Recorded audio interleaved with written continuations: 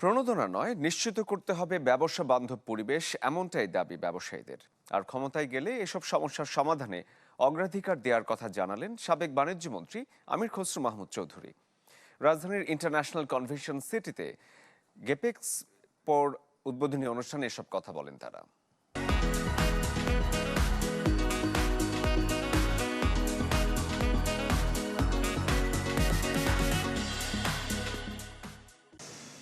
নানামুখী পদক্ষেপ ও প্রণোদনার ওপর টিকে থাকা পোশাক শিল্পের পরিস্থিতি এখনো পায়নি টেকসই কোনো সমাধান।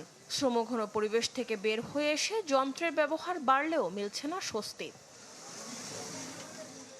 এমনই বাস্তবতায় দেশের বাজারে নতুন যন্ত্রাংশ ও প্রযুক্তির সহজ সমাধান মিলছে এখন এক ছাদের নিচে। তবে গ্যাপ এক্সপো ফেয়ার 2025-এর উদ্বোধনী অনুষ্ঠানে ব্যবসায়ীদের কাছে স্বস্তির খবর খুব একটা মিলল না। এক্সেসরিজ কিংবা প্যাকেজিং, পোশাকের নানা উপখাতে উন্নয়ন হয়েছে ধীর গতিতে। ব্যবসায়ীদের অভিযোগ, নানামুখী উদ্যোগ সত্ত্বেও নিশ্চিত হয়নি সুষম পরিবেশ, যুক্ত হয়েছে জ্বালানি সংকটও। কিছু সংখ্যক বন্ডের অপব্যবহারকারী দুর্বৃত্তদের কারণে পুরো সেক্টর সাফার করবে, এটা হতে পারে না। যে কোনো প্রজ্ঞাপন বা নীতিমালা জারির আগে অন্তত আমাদের সাথে একটু বসার জন্য বিনীত অনুরোধ করব।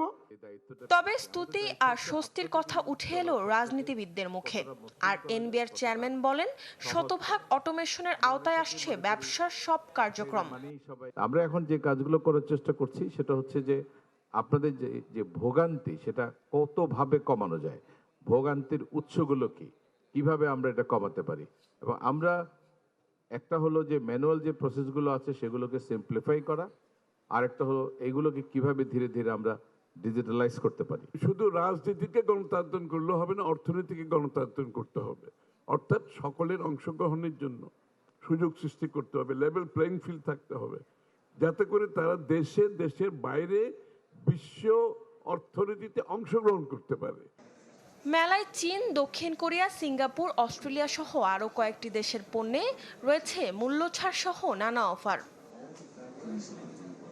মরিয়ম আজিজ মৌরিন, চ্যানেল 24, ঢাকা।